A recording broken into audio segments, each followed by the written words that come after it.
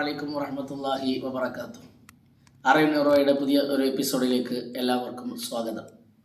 താരീഖ് ബഗ്ദാദിൽ കാണുന്നൊരു ചരിത്രമുണ്ട്. ഒരിക്കൽ ഇമാം അബൂ ഹനീഫ റളിയല്ലാഹു അൻഹുവിൻ്റെ സദസ്സിൽ ഇരിക്കാറുള്ള ഒരാൾ കീറിപ്പറിഞ്ഞ വസ്ത്രം ധരിച്ച് ഇരിക്കുന്നത് കാണാനിടയായപ്പോൾ മഹാനവറുകൾ എല്ലാ ആളുകളും പോയി കഴിഞ്ഞതിന് ശേഷം മാത്രം അയാൾ ഒറ്റക്കായപ്പോൾ അദ്ദേഹത്തെ വിളിച്ചിട്ട് പറഞ്ഞു, ഈ കാണുന്ന മുസല്ല പൊന്തിച്ച് അതിനടിയിലുള്ളത് താങ്കൾ എടുത്തുകൊണ്ടു പോവുക എന്ന് പറഞ്ഞു.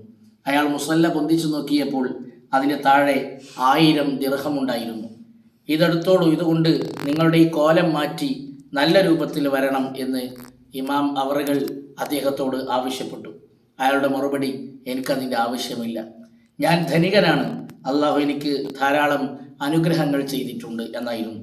ഉടനെ മഹാനരായ ഇമാം അബൂ ഹനീഫ റളിയല്ലാഹു അൻഹു അദ്ദേഹത്തോട് ചോദിക്കുകയാണ്, നബി സല്ലല്ലാഹു അലൈഹി വസല്ലം പഠിപ്പിച്ചത് നിനക്കറിയില്ലേ?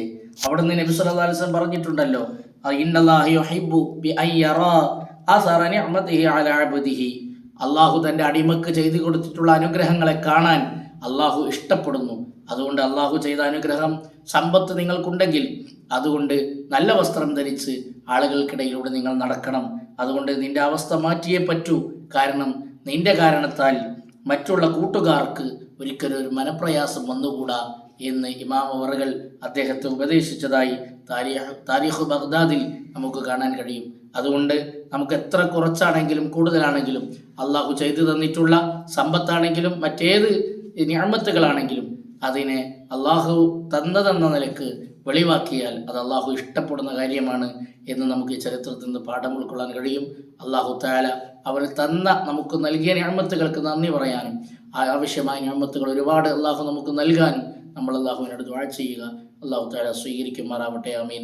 അസ്സലാമു അലൈക്കും വറഹ്മത്തുള്ളാഹി വബറകാതുഹു.